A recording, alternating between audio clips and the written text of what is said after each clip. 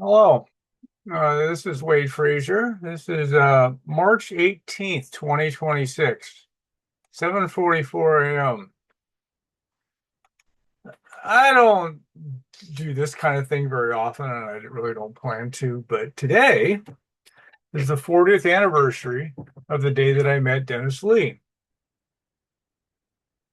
The day I met him, the day he hired me, I started work the next day. My wild ride began then. And that evening, Dennis spoke at the Seattle Center at the Opera House in front of maybe 1,000 people with camera crews, even from Canada that were there. Um, and basically, Dennis unveiled his program to compete with the electric companies selling electricity. And that was quite a show. That was quite a scene.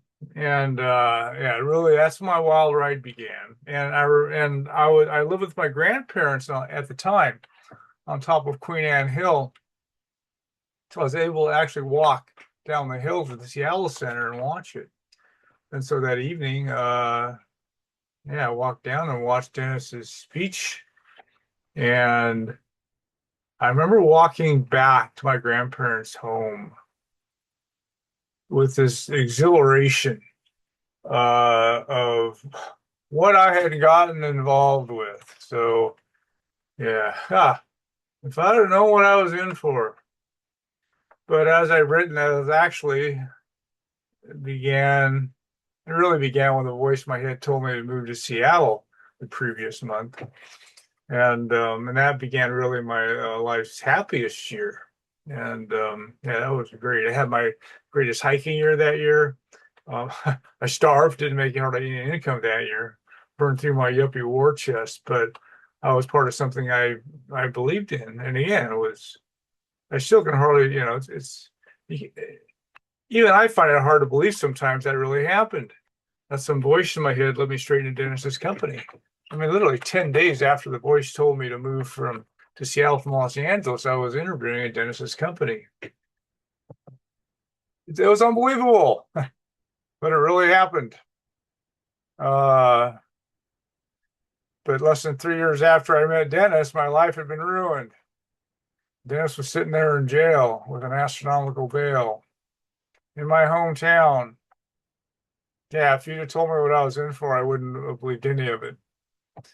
Um, but it woke me up. So that was really my life's greatest lessons were learned by the time I was 30 years old. And some may call that the booby prize, learning how the world really works. Um,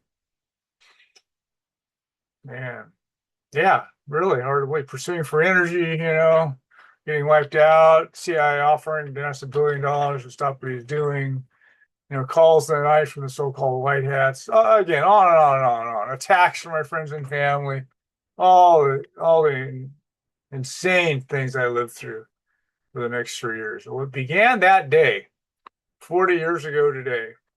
That's when it really began. And I became one of those disillusioned idealists. And so, man, I was 27. Dennis was 39. And we're 40 years older now. Where does the life go? So, yeah.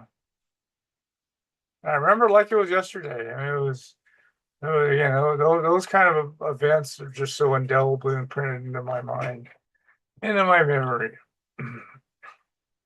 So yes, I was a disillusioned idealist by the time I was over, and those are the people I look for. Disillusioned idealist who I don't run make waking up. I don't recommend waking up the way that I did, the way that Dennis did, the way that Ralph McGehee did, the way that so many of my pantheon did by very rough rides. There are gentler ways to awaken from our indoctrination and conditioning than that. And very ironically, so on this 40th anniversary, the day my life changed, is an escalation of the latest energy war. As Israel tries to wipe out Iran's energy production in a conflict that is already being called World War III. And if there is a history of humanity in the future, the historians will mark.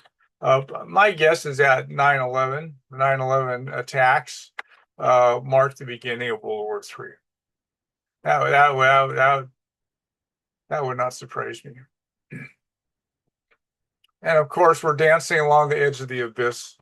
Now, literally, it's coming up. Literally, Trump was asked this the other day: is Israel going to nuke Iran? Ah,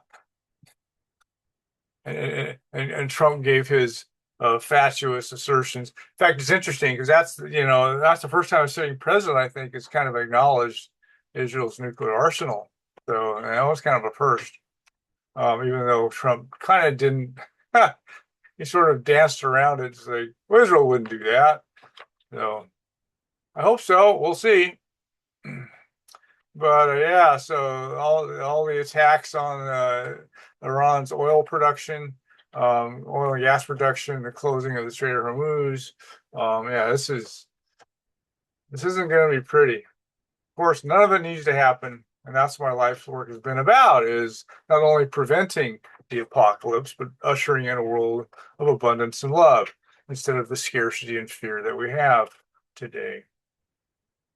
Yeah, so I've been trying to prevent this kind of thing my entire adult life, almost my entire life, actually, since I was 15 years old. There's a way out of this nightmare, but I can't do it alone. So I have a plan that will work if I can find the people for it, and time is short. So anyway, that was just a short note this morning on yeah, on the 40th anniversary of the date that I met Dennis. Wow. So bye for now.